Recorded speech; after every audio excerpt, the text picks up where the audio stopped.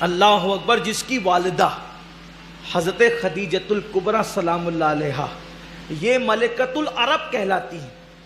سیدہ خدیجہ ملکۃ العرب کہلاتی تھی، عرب کی ملکہ۔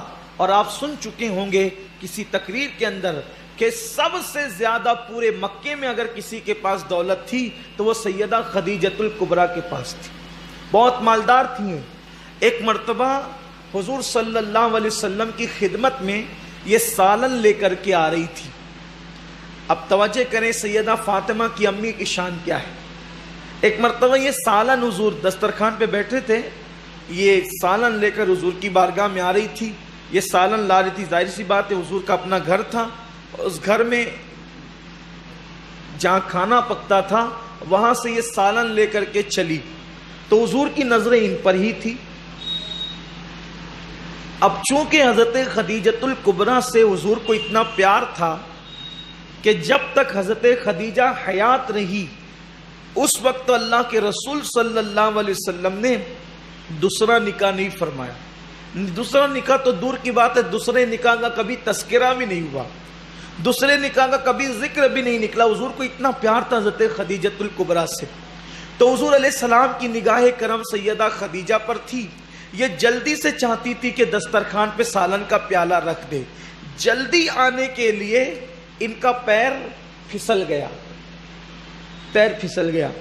اب کوئی عزت دار انسان اور شریف انسان اس کا پیر پھسلتا ہے تو وہ شرما جاتا ہے۔ بلکہ آج بھی آپ دیکھیں اگر کوئی عزت دار آدمی بائک چلا رہا ہو، شریف آدمی، اور وہ بائک جو ہے وہ بجھ جاتی ہے، بند ہو جاتی ہے، تو بھی انسان کو شرم آتی ہے کہ یہ پبلک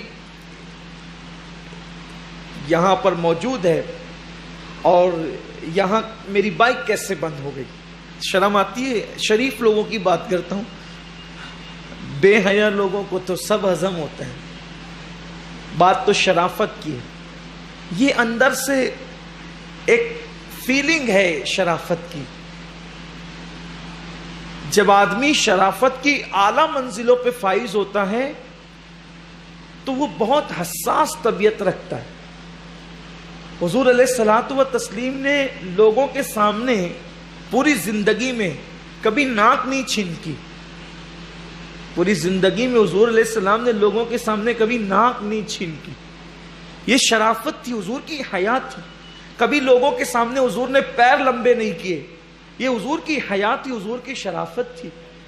اور طبیعت میں شرافت ہوتی ہے، اعلیٰ ظرفی ہوتی ہے تو آدمی بہت محتاط ہوتا ہے۔ کچھ لوگ تو چلتے چلتے بھی ناک چھنکتے ہیں نا، وہ چلتے چلتے بھی لنگی باندھتے رہتے ہیں، ان کی طبیعت کی بات نہیں کرتا۔ یہ آدمی کا ظرف ہوتا ہے، آدمی کا ظرف۔ شرافت جب عروج پر جاتی ہے تو انسان کا ایک ایک قدم محتاط ہو جاتا ہے، اور اگر اس کی اپنی طبیعت کے خلاف کوئی کام ہو جائے تو اس کو بہت فیل ہوتا ہے، عجیب وہ فیل کرتا ہے۔ ایسی اگر بائک بند ہو جائے تو آدمی کو فیلنگ ہوتی ہے، اور اگر پیر پھسل جائے تو فیلنگ ہوتی ہے، بلکہ کبھی کبھی جو ہے وہ انسان شرما جاتا ہے۔ ایسی ہوا سیدہ خدیجۃ الکبریٰ سلام اللہ علیہا سالن کا پیالہ لے کر کے چلی اور پیر پھسل گیا۔ حالانکہ حضور ان کے شوہر تھے، لیکن جن کے رتبے ہیں سوا ان کو سوا مشکل ہے۔ جن کے رتبے اعلیٰ ہوتے ہیں پھر ان کی سوچ بھی اعلیٰ ہوتی ہے، ان کے مرتبے اعلیٰ ہوتے ہیں تو ان کی فکر بھی اعلیٰ ہوتی ہے۔ تو شرما سی گئی، اور شرما سی گئی تو دل میں خیال آیا پیر حضور کے سامنے پھسل گیا، اب حضور کی بارگاہ میں منہ کیا لے کر کے جاؤں، قربان جائیں۔ اللہ نے جبریل کو کہا جبریل اب سدرہ پہ رکنے کا وقت نہیں ہے، میرے محبوب کی محبوبہ شرما گئی ہے، اب اس کی شرم کو دور کرنے کے لیے جا کر میرے محبوب سے کہہ دو کہ اللہ عرش سے خدیجہ کو سلام کرتا ہے۔ تاکہ تھوڑی سی پریشانی آ گئی ہے نا پیر پھسلنے کی وجہ سے، وہ دور ہو جائے۔